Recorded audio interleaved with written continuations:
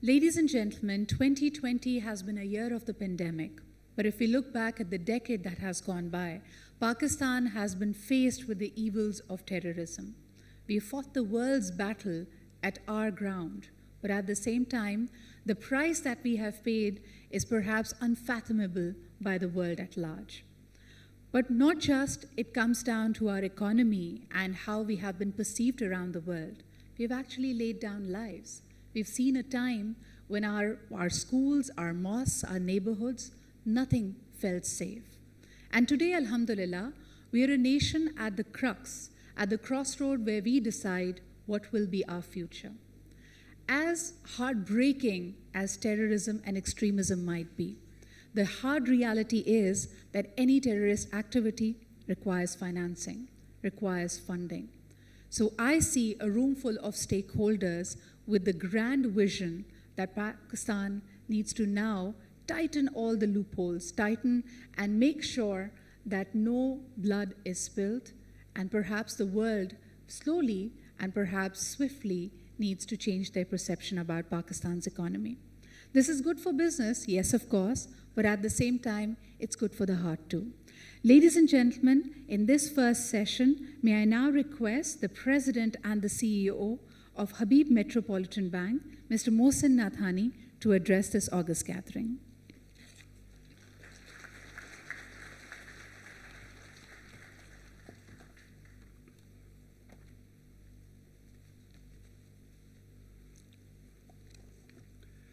Bismillahirrahmanirrahim.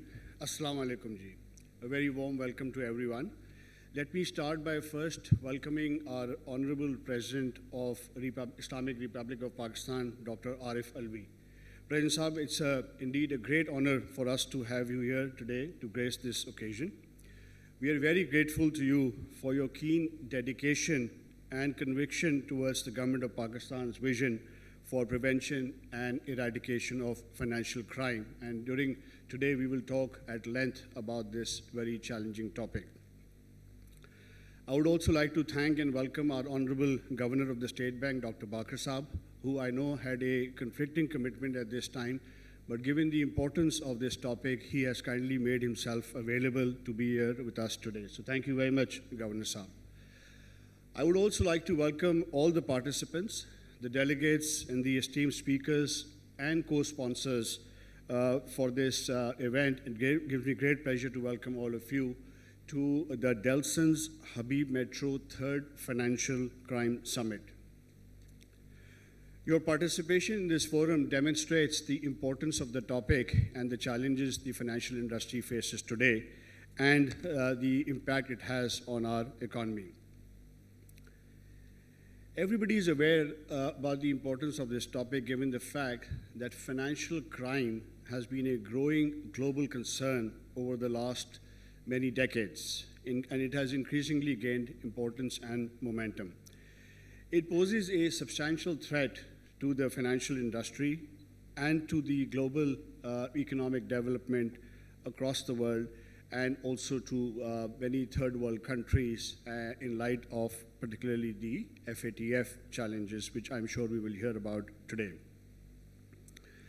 The significance of this has increased both for Pakistan and globally, as I mentioned, with the enormous work that is being done on the FATF front, and which I'm sure the Governor Saab will also later address. Due to the nature of our work and industry, banks are particularly impacted by the different types of financial crime that we have seen. We have noticed that whilst as banks we try and stay ahead through technology means, the various people involved in this industry, in the financial crime industry, always try and also be ahead of us. So it's a constant battle and a constant level of work and development that we will all have to do.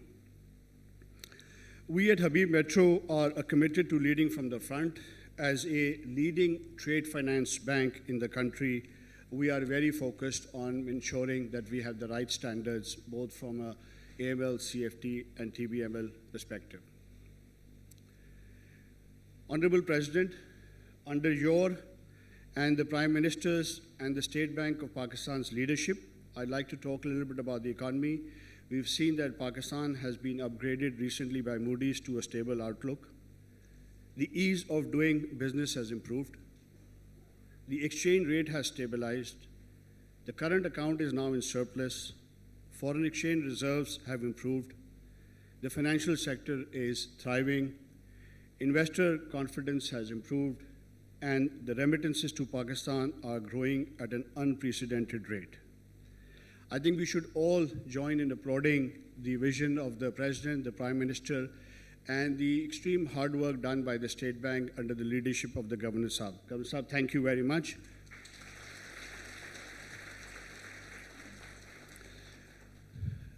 And Sidra mentioned in her opening comments the pandemic and the stresses in the environment. So not only have we been able to achieve stability in our economy, but it's really heartening to see that in 8 or 9 months' time, the sentiment changed from a survival, stability, and alhamdulillah now to a growth mode. A lot of our large industry players, clients, as we all know, have been in significant expansion mode. So thank you very much once again. And we as a bank have seen the work that the State Bank has done in the execution over the last 8, 9 months in close partnership with the banking industry. I'll just make a couple of concluding comments. The FATF challenge, nevertheless, has been unprecedented, both in terms of scale and volume.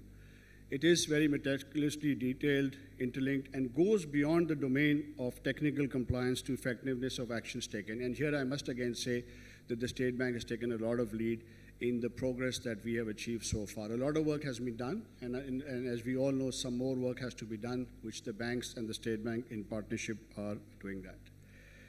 In conclusion, I would say Habib Metro is pleased to be the title sponsor for this event being conducted by Delsons, A.F. Ferguson's, and the President's Initiative on Artificial Intelligence and Cloud Computing.